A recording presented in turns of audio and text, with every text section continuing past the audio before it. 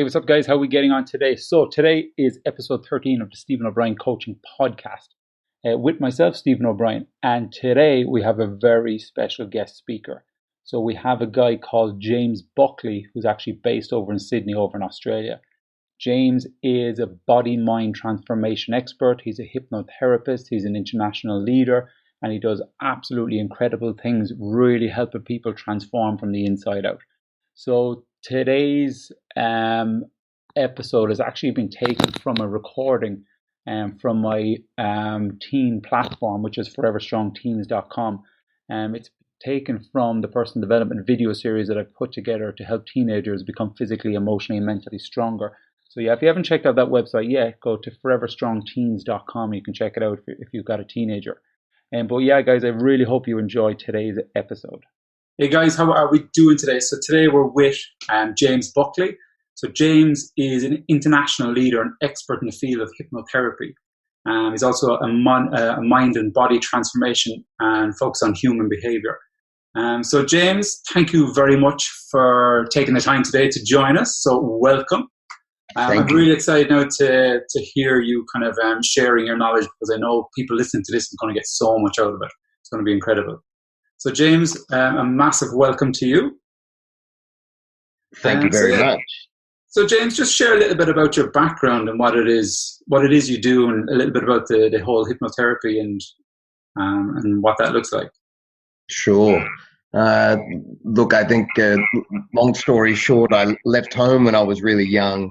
Grew up in an abusive family, so there was lots of drug abuse and domestic violence and unsavory kind of situations. So I left home when I was really young, got caught up with the wrong crowds, did all of the wrong things. I fell in love with a girl who ended up committing suicide, and that became a massive catalyst for me to decide to change my life, which I'm grateful for. And that shifted me into martial arts, shifted me into learning how to resolve the things that were happening in my mind and what was happening inside of my emotional state. And that led me down the path of many things, but most of all was hypnotherapy, which is what I've stuck with for the last 18 years. So learned traditional hypnotherapy and how to put people into trance and turn them into chickens and quit smoking, lose weight, improve their performance or whatever it might be. But I moved away from that old model of hypnotherapy, and now my mission and my goal is to teach others how to hypnotize themselves and how to become their own hypnotherapist, so that they're not relying on somebody else. I would have people that would come to me and they would lose weight, or they would quit smoking for a few years, and then they would come back and say, oh, it didn't work, and you have to do this thing again. And although it made me feel good that I was in control and I could do that stuff, it didn't make me feel good that I wasn't passing that knowledge on to others. So I'm not a fan of the old model of being somebody that fixes something for people. It's the old adage of you either give a man a fish and he eats for a day, or you teach him how to fish and he eats for the rest of his life.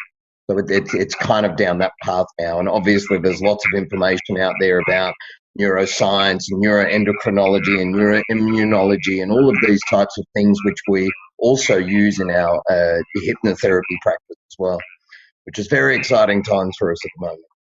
Awesome. Cool. And if it's okay, I'd like to kind of just ask you a few questions about what you were saying at the start, just simply because of the audience here. We're going to have a lot of young people, teenagers watching this, and in the teenage years, like I know I went through a lot of different things, depression, anxiety, being suicidal and stuff like that. So like, what was some of the challenges that you were going through, and how did you manage to overcome them? Sure. Look, I think a lack of certainty and security in myself was kind of the biggest problem, and that was related to depression, anxiety, no doubt some post-traumatic stress disorder was in there as well. Not knowing kind of who were your friends and who weren't your friends and all of these kinds of things. But definitely experienced the depression and the anxiety and the post-traumatic stress disorder. The starting point for me was I wanted to learn how to fight. And I thought in my mind that if I could fight and if I could protect myself, then that would fix all of my problems. And so I invested in training in Hapkido martial arts, 5 hours a day, 5 days a week, and I did that for 3 years. I became very proficient at that. I became the captain of the international demonstration team, and I was teaching there and doing all of these things. But I realized that still there was some things that weren't quite right. I hadn't resolved the psychological stuff. I hadn't resolved the emotional stuff or the things from my past. And so that really sent me down that path of wanting to understand how the brain works and how the body works to be able to resolve those things. So definitely exercise, mental and physical discipline within the martial arts was a big part of that. But it was kind of only just the first step of that as well. Resolving those things that were inside of me from that trauma that I had experienced. It's really about self-discovery and self-knowledge and understanding oneself. And once you understand the beast that's going on inside of your mind and your emotions, then you can start to direct it in the ways that you want to. Yeah, does that answer your question? It's very good, because I'm just really kind of trying to relate it to people that may be actually going through the similar kind of things. Sure. Like what kind of steps do you think they could take right now? Is it getting out, starting exercise? Is it? I think there is unequivocal evidence that exercise is by far better for depression even than antidepressants that are out there. The science that's coming out now is telling us that exercise is the top solution for depression. Not that I'm suggesting that people should go off their medication. You should always consult your physician first, but the evidence is absolutely pointing to the fact that exercise is no doubt, if not going to cure your depression, it's going to support you much more than what your antidepressants are. So exercise is absolutely the foundation. For me, I believe that meditation, and the meaning of meditation is to know yourself, is absolutely the pinnacle of resolving emotional and psychological dysfunction. So I encourage everybody to explore meditation in all of its breadths and all of its different modalities that are out there. I think everybody should be meditating. It doesn't matter where you start or how you start, but absolutely starting with some meditation is going to help to resolve some of those things. We teach specific meditation, so we teach ancient breath techniques to help people to be able to go really deep and to have an experience of being in control of their brain, and that facilitates them to feel more in control of everything else in their life. But there's lots of meditation out there, and we encourage everybody to explore as much as you can, because there's different strokes for different folks and different things that will work for different people. But any meditation is going to be beneficial for whatever it is, whether it's depression, anxiety, post-traumatic stress disorder. Obviously, I suggest that those people seek out professionals and professional support as well. But exercise and meditation is by far going to do much more for you than any antidepressants ever could. Yeah. Okay, excellent. So anybody really going through those tough times or really kind of struggling at the moment to really look into, first of all, exercise and meditation and try them and try to learn about them and implement them into their lives and see what kind of an impact it'll have for them.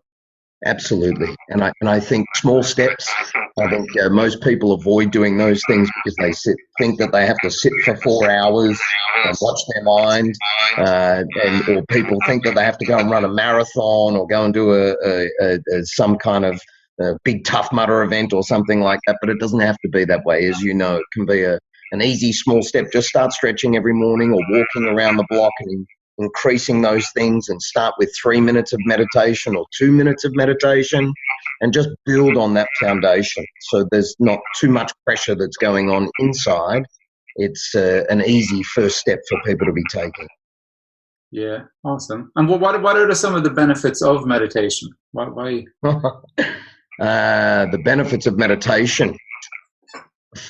For me, I think the biggest benefit that someone gets out of meditation is that they realize that they're not a victim to their thoughts, that they're not a victim to their body, and that they're not a victim to their life or their environment, and that through meditation you can learn to influence yourself and others and your life, take back control of it rather than being a victim. When we look at the science of meditation, we know that it reduces inflammation in the body. We know that it turns on and off certain genes. We know that meditation can turn off the sympathetic nervous system and sympathetic dominance, which is a stressed nervous system, which is only meant to be activated when we're running away from a lion or trying to run away from a snake. But most people are running away from a lion for 30, 40, 50 years of their life.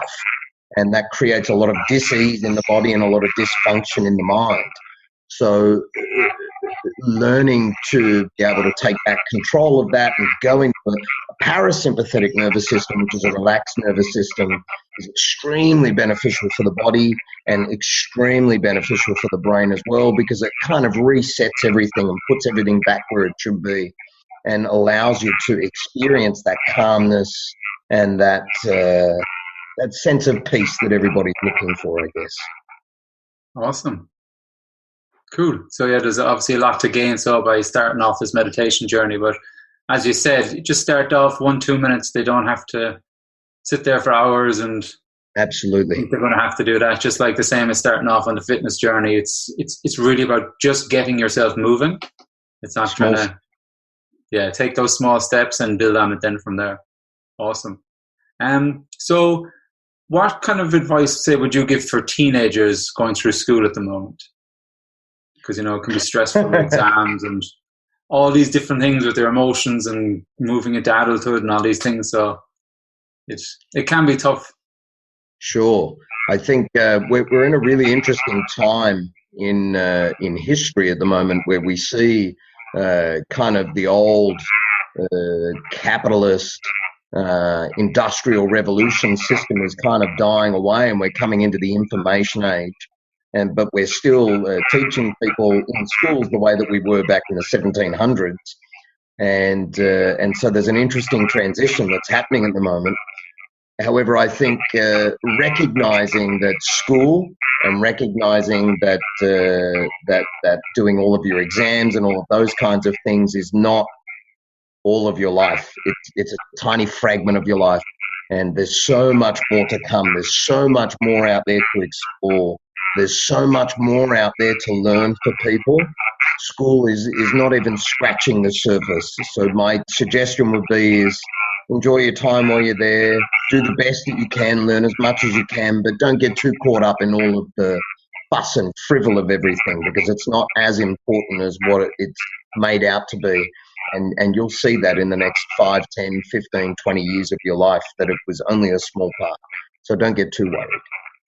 Awesome. And what about then for people that are actually coming towards the end of their school years and they're moving out then to try and find work or try and figure out what it is they want to do? What would you say to someone like that? I would say get excited and get ready for a big journey. And again, don't take it too seriously. Find your feet through failure. Everybody's so scared to make a mistake or make a failure or slip up or not do the right thing.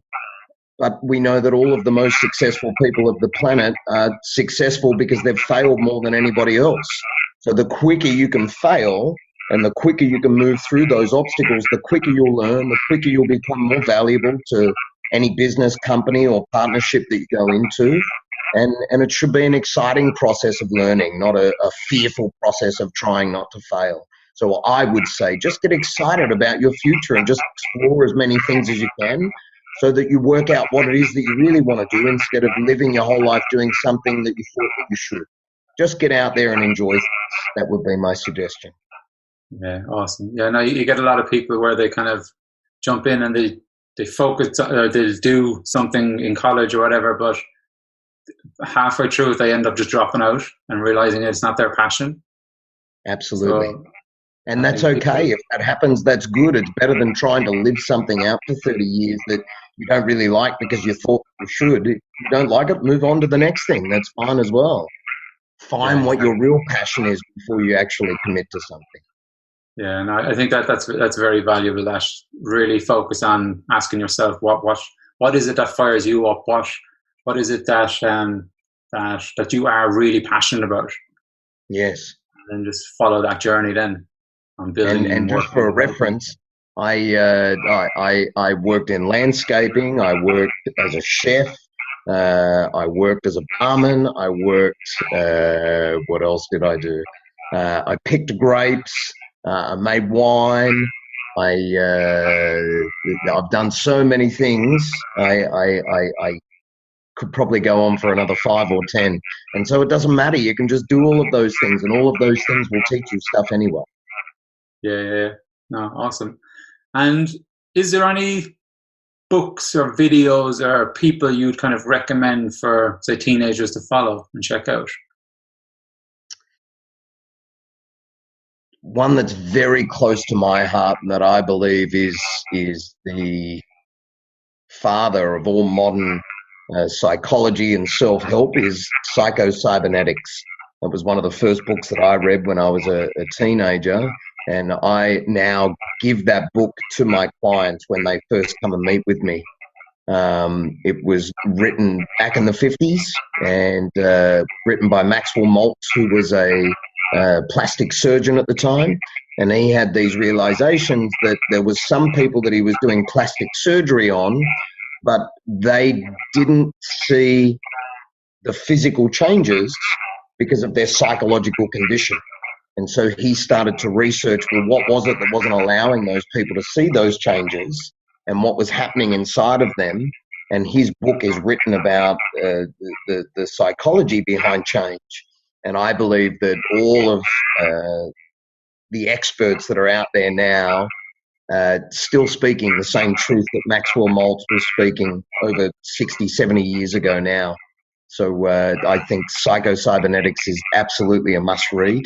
And we were just talking about Joe Dispenza. I would suggest everybody to read You Are the Placebo, which essentially is saying that the science is saying inside of that book that we can create the placebo effect inside of our own minds and bodies, and we can heal ourselves through creating the placebo effect with ourselves. We don't have to wait for somebody to give us a pill to have a placebo effect. We can actually make that happen for ourselves. So my top 2 books would be Psycho-Cybernetics by Maxwell Maltz, and number 2 would be You Are the Placebo by Dr. Joe Dispenza. Cool. I'll put a link as well to those books. Or yes. If there's audio there or something like that, I'll suss it out anyway. I'll put the link underneath this video so people can check it out anyway. Awesome. That'll be great. So, and what I was going to ask as well is there any kind of tips or tools that you think you could share, or is there any place that people can go to kind of help them work on themselves a little bit more and kind of track what they're doing? Sure. There's lots. But cold exposure, as you know, is something that we use in our gyms and with our corporates as well. Cold exposure is so profound because it's a direct experience of learning how to take back control of your primitive brain. So we have 3 brains. That's how we've evolved. And if you don't believe in evolution, if you cut open the brain, we can see there's 3 brains. The first part of the brain is the reptilian brain, or the primitive brain. That's responsible for our automatic and autonomic functions like our digestion, beating our heart, breathing our lungs. Then we have our emotional brain, or our mammalian brain. And then we have the neocortex, which is the wrinkly grey matter that we have on top. Now, when we do cold exposure, we trigger the primitive brain, or the reptilian brain, because its job is to conserve energy, to protect you from danger, and cold is a perceived threat. Now, we know in science that cold is actually really good for your body. So if you roll an ankle or injure a knee, what's the first thing you do? You put ice on it. That's the first thing that we do, so that we can reduce the inflammation. So cold is amazing for your body. Not only does it take the inflammation out, it also trains your vascular system and all of the little primitive muscles around your vascular system. And the only time that those muscles work is when we're exposed to the cold. So it's beneficial with blood flow. It's beneficial with the capillaries in the body, beneficial to take the inflammation out. But even more profound than all of those things is it teaches you how to control the primitive part of your brain. And we do that through the breath work, of course, but through going into the ice, we are forced to confront that part of our brain that wants to run away, it wants to fight, wants to run, it wants to hide. And that's the same part of our brain that wants to eat donuts, it wants to sleep in, it doesn't want to deal with big bad stuff, it just wants to, hide away from everything in life. And so when we confront it in the cold, we learn how to take back control of that part of ourselves that's actually sabotaging every area of our life. So I suggest to everybody that comes into my gym and everybody that comes into my life that they do cold showers daily as a minimum, whether you start with a little bit of warm and then finish with cold, or whether you just start cold, doesn't really matter. But 2 minutes is enough time to get the inflammation out of your body and to turn off the primitive brain and turn on that prefrontal cortex, or our executive center, which is where we feel in control, we feel in flow, we feel relaxed and calm, but we feel like we're able to tackle things a little bit better. So I suggest to everybody 2 minutes of cold showers every day will do wonders for your body, and it will do wonders for your brain as well. Awesome. I didn't know that about the 2 minutes. I used to, because I did cold showers myself for a long time. Yes. And even in Ireland, taking a jump into the ocean, that's always pretty good as well. I can imagine. Yes. Kind of like that Tassie water. So no, it's that's incredible. Lots of great tips there, and obviously there's lots of great learnings to come from people kind of checking out those books, checking out the meditation, getting into exercise. It's kind of a continuous learning journey that people will go on. It's not just taking something now and listen to it and that's it. It's really about using this as part of their journey to move forward. So have you any other kind of tips around that you could share for teenagers, whether it's going through difficult times, going through exams, coming out the other end, looking for work, trying to find what their passion is? Have you any other tips or anything that you could share just before we finish up? I think that our attitude determines our experience of life. And so if we go into anything in life, whether it's a relationship or a career or whether it's health, our attitude will determine the longevity and the quality of our experience of those things.